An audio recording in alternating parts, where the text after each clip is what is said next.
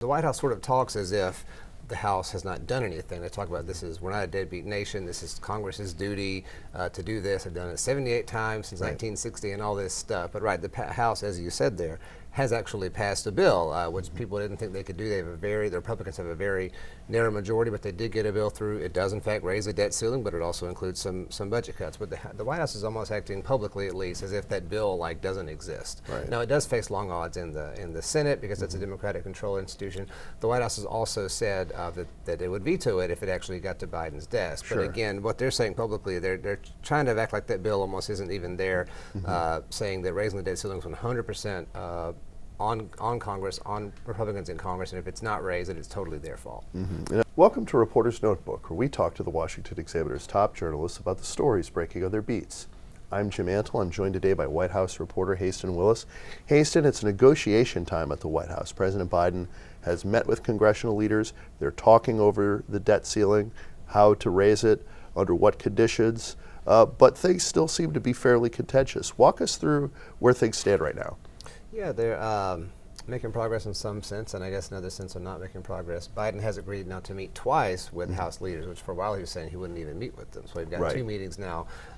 Publicly, what they're saying has not really changed, though. They're basically saying we will only accept a debt limit hike that doesn't address spending, what they're calling a clean debt limit hike. Republicans are making their same demands. They want some spending cuts in order to agree with raising the debt ceiling, and so they're still basically kind of at an impasse. We have a soft deadline of June 1st, which is getting pretty close, and we'll see what happens going forward.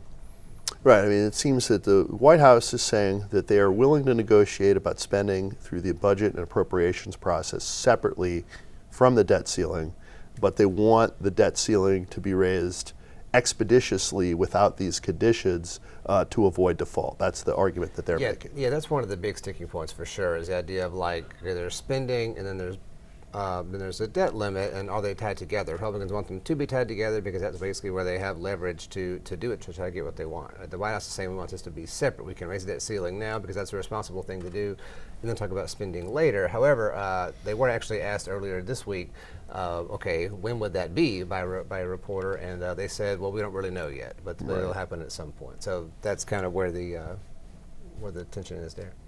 I mean, one thing that seems to have triggered the meetings alongside Treasury Secretary Janet Yellen's letter warning that the deadline for default might be sooner than previously projected is the fact that the House has actually passed a debt ceiling extension, maybe with conditions that the White House and the Senate don't accept. But up to this point, there hasn't been any other legislation moved that does raise the debt ceiling. That's one of the things, that kind of sticks in my mind as I'm sitting there and watching these things and reporting about them. The White House sort of talks as if the House has not done anything. They talk about we're not a deadbeat nation. This is Congress's duty to do this. They've done it 78 times since 1960 and all this stuff. But the House, as you said there, has actually passed a bill, which people didn't think they could do. The Republicans have a very narrow majority, but they did get a bill through. It does, in fact, raise the debt ceiling, but it also includes some budget cuts. But the White House is almost acting publicly, at least, as if that bill doesn't exist. Now, it does face long odds in the Senate because it's a Democratic control institution. The White House has also said that they would veto it if it actually got to Biden's desk. But again, what they're saying publicly, they're trying to act like that bill almost isn't even there, saying that raising the debt ceiling is 100% on Congress, on Republicans in Congress, and if it's not raised, it's totally their fault.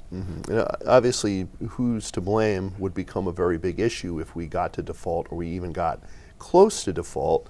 But the Biden administration does have things riding on this as well. I mean, the president is running for re-election next year. There are a lot of experts who fear that if we defaulted or even got close, that would be the difference maker in terms of whether we entered into recession. Really wouldn't be great to be running for re-election in a recession, would it? It would not. I mean, surely they're going to get this thing done and have some sort of a deal, either a short-term one or a long-term one before June 1st, or before a default really actually happens. It's just hard to say, predicting the future, of course. But yeah, the White House is already kind of doing like a blame game kind of thing, basically saying that the fact that we're in a situation at all is the fault of Republicans in Congress. So they would just do the responsible thing and lift the debt ceiling. We wouldn't even be doing this now. So they're already kind of like pre-spinning blame.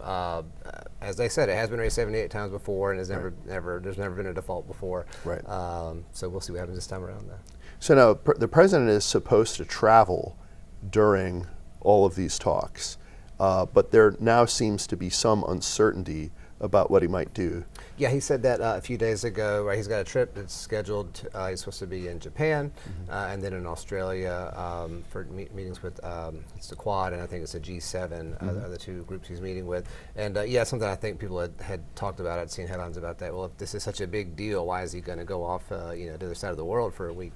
But yeah, he has said now maybe he may not go, or he may participate virtually, is the way he put it, in order to focus on the debt ceiling. So as if one crisis isn't enough, the Biden administration is grappling with a second one. With the border has been a problem really throughout the president's term, but the expiration of Title 42, which we're taping this a few hours before that's going to happen, has really put further pressure on the border, and there's a lot of concern about a fresh influx. But the White House says they have it under control, or will. Yeah, that's what they're saying. When we talked last time, I talked about that I thought the debt ceiling would kind of be wiped off the headlines by immigration. I think that has in fact happened really already, even as you're saying, it hasn't quite expired yet. There's a lot of dramatic imagery that comes with this. The debt ceiling is the sort of esoteric thing about money, and it's kind of hard to visualize, even with the word ceiling in there, right? But immigration, you can see people in images on TV or on the internet, whatever, people like streaming across, these piles of trash people left behind, whatever, people trying to seek asylum. And the appearance of chaos you can see. Certainly the appearance of chaos, and you can certainly visualize the idea of someone coming across a border. So that's kind of become the dominant issue this week. And yeah, the White House, they trotted out Secretary Mayorkas to the briefing, and yeah, he spoke very much as if they know what they're doing. They have this under control. There's a process. Do not come. They said immigrants, if you try to come, you could be banned for trying to come into the country at all for at least 5 years. A lot of tough talk. But yeah, the numbers don't necessarily back up this idea that they have it under control. There was record immigration in 2021, a new record, beating the old record in 2022 of illegal immigrants crossing the border, and there's been quite a bit of illegal immigration happening so far this year with Title 42 in place. With it expiring, of course, the idea is that there's going to be even more, but the White House is saying they have it under control, but maybe not. It seems a little borderline. Definitely, yeah. Thank you, Haisten. All right. You can read Haisten and the rest of our political team's coverage at washingtonexaminer.com.